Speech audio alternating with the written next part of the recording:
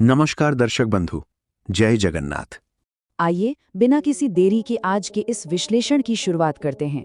आज हम ओडिशा की एक ऐसी झकझोर देने वाली घटना पर बात करेंगे जिसने पूरे समाज को आईना दिखा दिया है।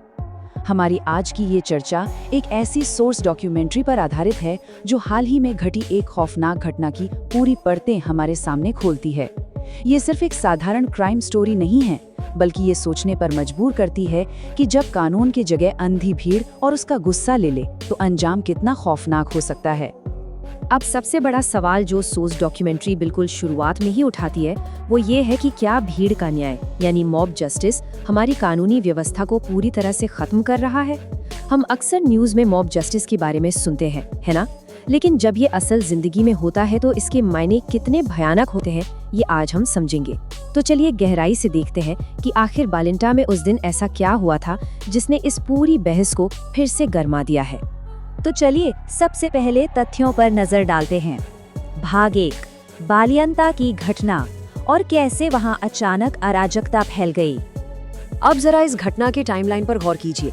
शुरुआत बिल्कुल आम सी लगती है। पहले मिनट में देखिए, 2 महिलाएं स्कूटर पर थीं और मोटरसाइकिल सवार 2 लोगों ने कथित तौर पर उन्हें रोका। फिर उनके बीच कहासुनी शुरू हो गई। भारत की सड़कों पर तो रोज ही ऐसा कुछ होता रहता है, लेकिन असली खौफ शुरू होता है 5वें मिनट से। अचानक चीख पुकार मचने लगती है और आसपास के गांव वाले वहां तेजी से इकट्ठा होने लगते हैं। 10वें मिनट तक आते आते हालात पूरी तरह बेकाबू हो जाते हैं। बांस के डंडों से एक बेहद हिंसक हमला शुरू हो जाता है और यकीन मानिए महज आधे घंटे के अंदर पीड़ितों को अधमरी हालत में अस्पताल ले जाने की नौबत आ जाती है। ये टाइमलाइन साफ दिखाती है कि कैसे एक मामूली सी बहस पलक झपकते ही जानलेवा रूप ले सकती है।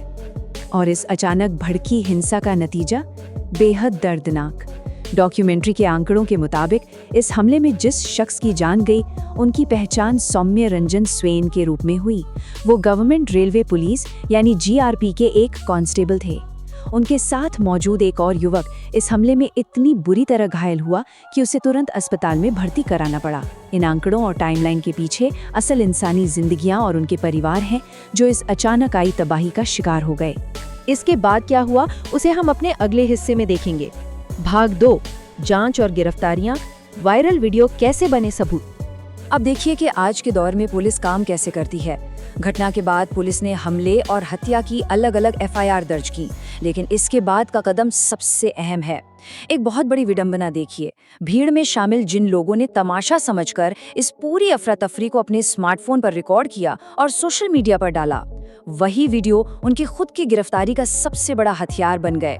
पुलिस की साइबर टीम ने इन वायरल वीडियो का फ्रेम दर फ्रेम एनालिसिस किया और इसी बिना पर 5 संदिग्धों की पहचान करके उन्हें गिरफ्तार कर लिया गया। यानी जिस तकनीक से लोगों ने खौफ फैलाया, उसी तकनीक ने इस गुत्थी को सुलझाने में सबसे अहम भूमिका निभाई। अब थोड़ा पीछे हटकर बड़ी तस्वीर देखते हैं। भाग 3, भीड़ का मनोविज्ञान। आखिर लोग इस कदर हिंसक क्यों हो जाते हैं? सोर्स डॉक्यूमेंट्री बहुत ही बारीकी से उन मनोवैज्ञानिक ट्रिगर्स को समझाती है जो ऐसी घटनाओं को जन्म देते हैं। पहला बड़ा कारण है महिलाओं के खिलाफ होने वाले अपराधों को लेकर जनता के मन में भरा हुआ गुस्सा। दूसरा, हमारी धीमी कानूनी प्रक्रिया पर लोगों का अविश्वास, जिससे उनके अंदर इंस्टेंट जस्टिस यानी तुरंत न्याय करने की एक खतरनाक मानसिकता पैदा होती है। तीसरा बड़ा कारण है व्हाट्सएप और सोशल मीडिया के जरिए तेजी से फैलने वाली फेक न्यूज और भ्रामक जानकारी। और चौथा, जो मनोविज्ञान का एक बहुत बड़ा और डरावना पहलू है, भीड़ का हिस्सा बनते ही इंसान अपनी व्यक्तिगत जिम्मेदारी भूल जाता है। जब कोई इंसान भीड़ में होता है ना, तो उसे लगता है कि वो अदृश्य है और अब कोई उसे उसके किए की सजा नहीं दे सकता। अगर हम इन 2 बिल्कुल अलग मानसिकताओं की सीधे तुलना करें तो सोर्स मटेरियल का मुख्य संदेश बिल्कुल साफ नजर आता है। एक तरफ है इंस्टेंट जस्टिस जो पूरी तरह से अंधे गुस्से पर चलता है, सोशल मीडिया की आग से भड़कता है और भीड़ इसे अपना हक मान बैठती है। और दूसरी तरफ है लीगल जस्टिस या कानूनी न्याय। हाँ, ये प्रक्रिया थोड़ी धीमी और लंबी जरूर है, लेकिन ये पूरी तरह से संवैधानिक कानून, सबूतों और तर्कों पर आधारित है। एक में सिर्फ उबलती हुई भावनाएं हैं तो दूसरे में ठहराव। असली समस्या तब शुरू होती है जब हम कानूनी प्रक्रिया से ऊबकर इस इंस्टेंट जस्टिस की ओर भागते हैं, क्योंकि तब समाज में न्याय नहीं, सिर्फ अराजकता फैलती है। अब आते हैं इस पूरी घटना के सबसे गंभीर कानूनी पहलू पर। भाग 4, कानूनी वास्तविकता, हिंसक भीड़ का हिस्सा बनने के नतीजे। अक्सर लोगों को लगता है कि वो भीड़ का हिस्सा बनकर आसानी से बच जाएंगे, लेकिन भारतीय कानून के तहत एक हिंसक भीड़ में शामिल हर एक इंसान पर हत्या तक के आरोप लग सकते हैं। इससे भी बड़ी बात यह है कि अगर कोई वहां खड़ा होकर मूक दर्शक बना है और हिंसा रोकने के बजाय सिर्फ उसका वीडियो बना रहा है, तो वो वीडियो ही उसके खिलाफ अपराध में शामिल होने का सबूत बन सकता है। कानून के सामने ये कोई बहाना नहीं है कि मैं तो बस वहां खड़ा था। कानून भीड़ में किसी की गुमनामी को स्वीकार नहीं करता है। अगर कोई भी इंसान वहां मौजूद है, चाहे उसने पत्थर उठाया हो या सिर्फ तमाशा देखा हो, उसके लिए कानूनी परिणाम सच में बहुत विनाशकारी हो सकते हैं। अब बढ़ते हैं अपने आखिरी हिस्से की तरफ और देखते हैं कि इस घटना का समाज पर क्या असर पड़ा है।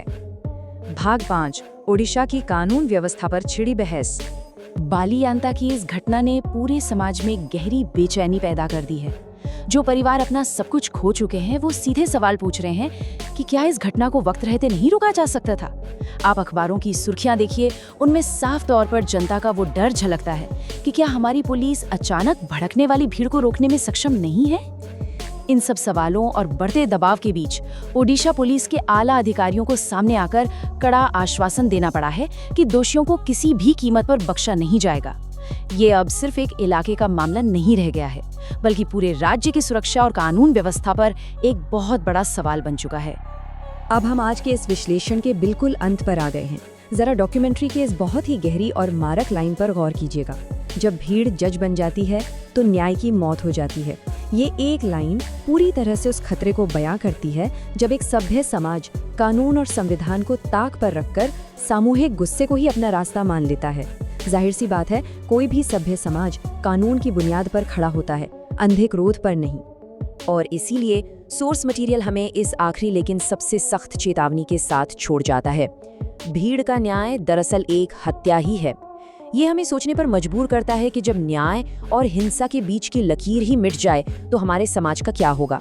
क्या हम अपने देश को कानून के हिसाब से चलाना चाहते हैं या फिर हम अपनी सड़कों को ही अदालत बनने देंगे। इस बहुत ही गंभीर और छुपते हुए सवाल के साथ आज की चर्चा को यहीं विराम देते हैं। ये एक ऐसा मुद्दा है जिस पर हम सबको बहुत गहराई से सोचने की जरूरत है। नमस्कार दर्शकों, जय जगन्नाथ। अगर आपको ये वीडियो अच्छा लगे तो चैनल को लाइक, शेयर और सब्सक्राइब करना बिल्कुल ना भूलें।